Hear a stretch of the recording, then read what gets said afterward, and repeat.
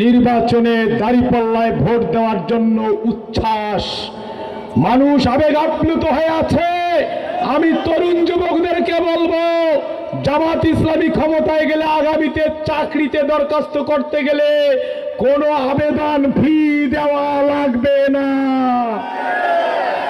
SSC pass করা পর্যন্ত সকলকে ফ্রি পড়ালেখা করা হবে। সুতরাং আগামীর বাংলাদেশ হবে তারুণ্যের বাংলাদেশ, আগামীর বাংলাদেশ হবে যুবকদের বাংলাদেশ। 105 বছরে যেটি করা সম্ভব হয়নি, ছাত্র শিবিরের ডাকসু নেতৃবৃন্দ 4 মাসে সেটা করতে সক্ষম হয়েছে। সাদিক আজকের এই গঙ্গাচড়া ইউনিয়নের অবস্থিত আজকের এই মডেল স্কুল মাঠের জনসভার সম্মানিত সভাপতি, গঙ্গাচড়া উপজেলার সংগ্রামী আমির, রংপুর 1 আসনের নির্বাচনী পরিচালক জনাব মাওলানা নাইবুজ্জামান, উপস্থিত মঞ্চে 11 দল সহ অন্যান্য নেতৃবৃন্দ, আমার সামনে বসা দাঁড়িয়ে থাকা, মাইকের আওয়াজ যারা শুনছেন যে যেখান থেকে, সকলকে সালাম, আসসালামু আলাইকুম ওয়া রাহমাতুল্লাহ। আসসালামু আলাইকুম ওয়া রাহমাতুল্লাহ। হিন্দু ভাই যারা আছেন তাদেরকে আন্তরিক অভিনন্দন এবং শুভেচ্ছা। আপনারা কেমন আছেন সবাই? আলহামদুলিল্লাহ। বক্তব্য ইতিমধ্যেই আমাদের নেতৃবৃন্দ দিয়েছেন। আমি শুধু গঙ্গাচড়াবাসীর জ্ঞাতার্থে বলতে চাই, শুধু গঙ্গাচড়া নয়, রংপুর অঞ্চল, উত্তর অঞ্চলের উন্নয়নের সবচেয়ে বড় বাধা সেটি হলো তিস্তা। আমার গঙ্গাচড়া উপজেলার 7টি ইউনিয়ন তিস্তা তীরবর্তী। এই গঙ্গাচড়ার তিস্তা তীরবর্তী এই মানুষগুলো প্রতি বছর তাদের বসত ভিটা ভেঙে যায়, ফসলি জমি নষ্ট হয়। স্বাধীনতার 54 বছর এই তিস্তা পারের মানুষের উন্নয়নের জন্য, কর্মসংস্থানের জন্য, স্থায়ী বাঁধ নির্মাণের জন্য, নদী ভাঙ্গন রোধ করবার জন্য যে কার্যকর ভূমিকা গ্রহণ করা দরকার ছিল সেটি সেভাবে হয়নি। যার কারণে আমার এই তিস্তা পারের হাজার হাজার তরুণ যুবক, কর্মক্ষম মানুষ পেটের দায়ে কাজের জন্য বাইসাইকেলে করে, টিফিন ক্যারিয়ারে খাবার নিয়ে শীতের সকালে রংপুর অভিমুখে রওনা দেয়। কেউ শিমুলবাগে, কেউ রংপুর কলেজ মোড়ে, কেউ ব্যাংকের মোড়ে, মেডিকেল মোড়, আইডিয়াল মোড়, টেক্সটাইল মোড়ে কোদাল, সাইকেল, খন্তা, ভাইকা সহ বসে থাকে। কাজের জন্য কে তাদেরকে ডাকবে? কাজ যদি পায় কাজে নিয়োজিত হয়, যারা পায় না তারা ফিরে আসে। এটি তো হওয়ার কথা ছিল না। কেন তিস্তা পারের 7টি ইউনিয়নের হাজার হাজার মানব সম্পদকে কর্মসংস্থান দিয়ে তাদেরকে এই অঞ্চলে ধরে রাখার চেষ্টা করা হলো না? আমি ঢাকায় হেমায়েতপুর গিয়েছিলাম, সাভারের কেরানীগঞ্জ গিয়েছিলাম, হাজার হাজার মানুষ, তাদেরকে নিয়ে আমি সমাবেশ করেছি। তাদের সমাবেশ দেখে মনে হয়েছে এটা আর একটা ছোট্ট গঙ্গাচড়া। তারা বউ বাচ্চা সন্তান রেখে বছরে 2টা ঈদ ছাড়া বাড়ি আসতে পারে না। আমরা আগামীতে নির্বাচিত যদি হই, আল্লাহর উপর ভরসা করে আমরা কথা বলতে চাই। আমরা এই চরাঞ্চলের মানুষদেরকে কর্মসংস্থানের সুযোগ সৃষ্টি করে দেওয়ার জন্য সর্বাত্মক চেষ্টা করা হবে ইনশাআল্লাহ। আমরা আমার নারীদেরকে ক্ষুদ্র বিনিয়োগের মাধ্যমে সমৃদ্ধ করা যায়, সে ব্যাপারে আমরা পদক্ষেপ নেব ইনশাআল্লাহ। আমার তরুণ যুবকরা যারা দাঁড়িয়ে আছে, প্রতিদিন প্রতি ইউনিয়নের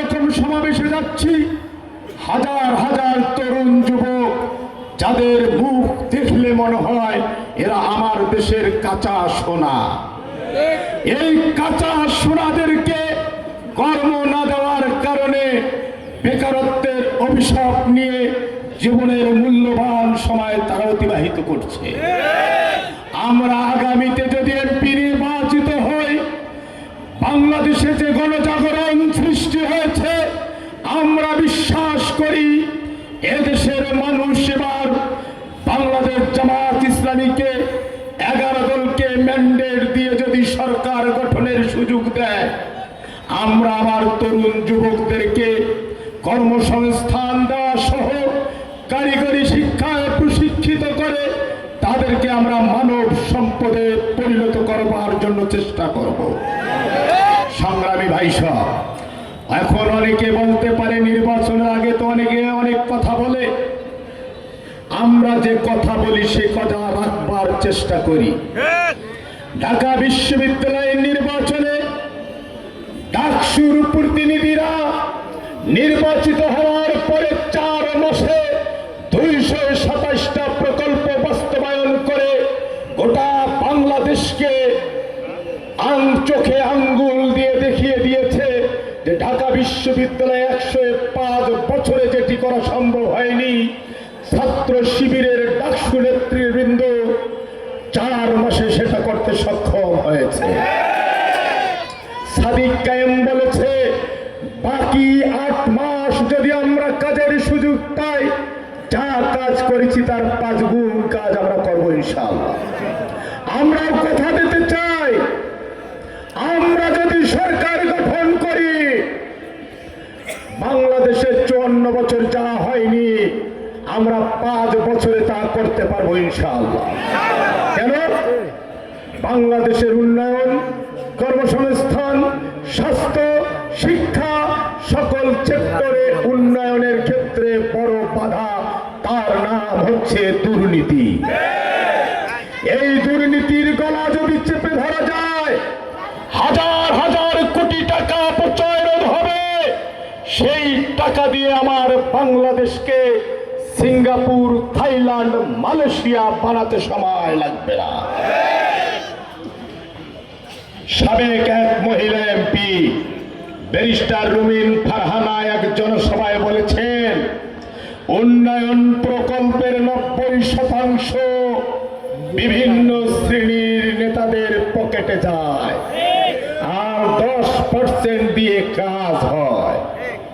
এ বক্তব্য আমার না, কোড আনকোড ব্যারিস্টার রুমিন ফারহানা উনি বলেছেন 50% যায় এমপির পকেটে আর 25% যায় এমপির নেশে যারা থাকে না এমপির নেশে, হাতি নেতা, পাতি নেতা, ছোট নেতা, বড় নেতা, মাঝারি নেতা, লম্বা নেতা, খাটো নেতা, চ্যাপ্টা নেতা, কালা নেতা, ধওয়া নেতা, চিকনা নেতা থাকে না, এই নেতারা খায় 25%। আর ঠিকাদার খায় 15%। ঠিকাদার খাবে না কেন? ওই তো হাদিয়ে দিতে শেষ। ওই বলে যে সব মোকামে মোকামে যেহেতু আমি থামাইছি, আমাকে আর গায়ে ধরে ওই খায় 15%। আর 10%-এর কাজ হয়। যেই রাস্তা 10 বছর হাত দেওয়া লাগতো না, 3 মাস 6 মাসের মাথায় রাস্তার ছাল বাকল উঠে দাঁত বের হয়ে থাকে, আবার পরের বছর বরাদ্দ।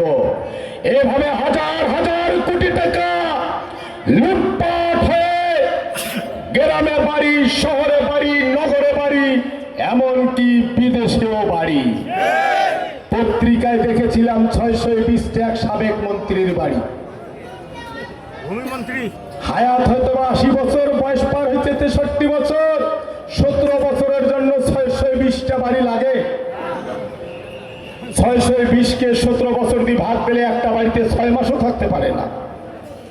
আপনার আমার টাকা দিয়ে তারা মাস্তে মাউস করে দেশটাকে তলানিতে নিয়ে গেছে। আমরা যদি সুযোগ পাই, এই দুর্নীতির গলা চিপে ধরে এই অর্থ দিয়ে হাজার হাজার প্রকল্প গ্রহণ করে আমার তরুণ যুবকদেরকে কাঁচা সোনা থেকে 22 ক্যারেটের খাঁটি সোনায় আমরা পরিণত করবো ইনশাআল্লাহ। সংগ্রামী ভাই সব বলবেন দুর্নীতি রোধ করা কি এত সহজ? আমরা বলবো খুবই সহজ। এমপি যদি দুর্নীতি না করে, নিচের টায়ারের যারা থাকবে তারা দুর্নীতি করার সাহস পাবে না। ওই ঠিকাদার কন্ট্রাক্টর তো আর দুর্নীতি করা লাগবে না। ওই যদি সহি পথে ইমানের সাথে ওই 1 কোটি টাকার কাজ করে, ভ্যাট বাদ দিয়েও তার 8-10 লাখ টাকা কাজের মধ্য দিয়ে মুনাফা হবে। 90 লক্ষ টাকার কাজ হলে সেটি যদি রাস্তা হয় 10 বছর হাত দিতে হবে না। আমরা যে দুর্নীতি মুক্ত সমাজ গড়তে পারবো এই উদাহরণ আমাদের কাছে আছে। 2001 থেকে 2006 আমাদের 2 জন মন্ত্রী ছিল, শহীদ মতিউর রহমান নিজামী, শহীদ আলী হাসান মোহাম্মদ মুজাহিদ। 3টা মন্ত্রণালয় পরিচালনা করেছিলেন। ফখরুদ্দিন মঈনুদ্দিন আসার পরে দুর্নীতির বিরুদ্ধে চিরুনি অভিযান পরিচালনা করলেন। সেই সময় দুর্নীতির বাম্পার ফলন হয়েছিল, 5 বার চ্যাম্পিয়ন হয়েছিল। কিন্তু এই বাম্পার ফলনের সময়ও আমাদের 2 জন মন্ত্রীর 2 টাকার দুর্নীতি কেউ আবিষ্কার করতে পারে না। সেই নিজামী মুজাহিদ যে কারখানার কারিগর, আমরা সেই কারখানার শ্রমিক। আমরা কথা দিতে পারি, চিরুনি অভিযানে যে দুর্নীতি আবিষ্কার হলো না, এই সৎযোগ্য নেতৃত্ব যদি আগামীর বাংলাদেশে ক্ষমতার মসনদে যায়, আমি বিশ্বাস করি বাংলাদেশের দুর্নীতি তছনছ হয়ে যাবে। চিরুনি অভিযান বোঝেন? চিরুনি অভিযানের নাম হচ্ছে, গ্রাম অঞ্চলে দেখেছিলাম মায়েরা মাতার উকুন বাঁচার জন্য বউকে নারিকেল তেলার একটা চিরুনি ধরে দেয়, শাশুড়ি টুলত বসে আর বৌমা চেয়ারত বসে চিরুনি দিয়ে উকুন বাঁচে। উকুন 2টে, একটা ঢেলার একটা ফুতেয়াল। এই চিরুনি দিয়ে ঢেলাটা ধরা পড়ে, ফুতেলটা চোখে দেখা যায় না। চিরুনি দিয়ে চাপতে চাপতে পুতলটাও ধরা পড়ি, শিপির মধ্যে আর একটা শিপি দিয়ে চাপ দিয়ে প্র্যাকটিস করে উঠি। সেই চিরুনি অভিযান চালিয়েছিল ফখরুদ্দিন মঈনুদ্দিন। আমাদের 2 জন মন্ত্রী ঢেলা তো দূরে থাক, পুতেলও আবিষ্কার করতে পারে না। আগামীর বাংলাদেশ ইনসাফের বাংলাদেশ, ন্যায়ের বাংলাদেশ, মানবিক বাংলাদেশ হবে যদি সৎযোগ্য নেতৃত্ব পাঠানো যায়। আর সেটি যদি পাঠাতে ব্যর্থ হয়, তাহলে তেঁতুল গাছ লাগে যদি আপনি হাড়িভাঙ্গা আম খেতে চান, কিয়ামত পর্যন্ত হাড়িভাঙ্গা আম পাবেন না। হাড়িভাঙ্গা আম খেতে গেলে হাড়িভাঙ্গা আমের চারা পদাগঞ্জ থেকে এনে রোপণ করতে হবে, তাহলে হাড়িভাঙ্গা আম পাওয়া যাবে। আপনি দুর্নীতি মুক্ত সমাজ চান, ইনসাফের সমাজ চান, ন্যায্যতার সমাজ চান, ঐক্য সম্প্রীতির যদি সমাজ চান, আপনাকে সৎযোগ্য নেতৃত্বকে পার্লামেন্টে পাঠাতে হবে। সংগ্রামী ভাই সব, আমরা সেই নেতৃত্ব সাপ্লাই দেই। সেই নেতৃত্বের কারখানা, নেতা থেকে কর্মী পর্যন্ত আমরা সেই কারখানার তৈরি। সুতরাং আমরা কথা দিতে পারি, আগামীর বাংলাদেশ যদি এদেশের জনগণ দায়িত্ব আমাদের হাতে দেয়, আমরা বিশেষ করে রংপুর 1 আসনে আমি যদি নির্বাচিত হই, আমি কথা দিচ্ছি রংপুর 1-এর 3,75,227 জন ভোটার, তারা হবে এমপি আর আমি হব তাদের সেবক।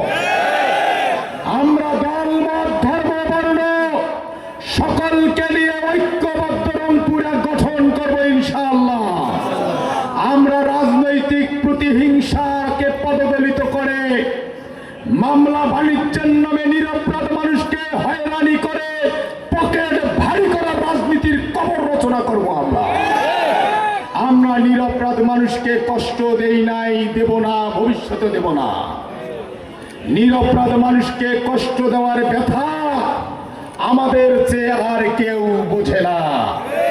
2017 সালে আমি গ্রেপ্তার হয়েছিলাম।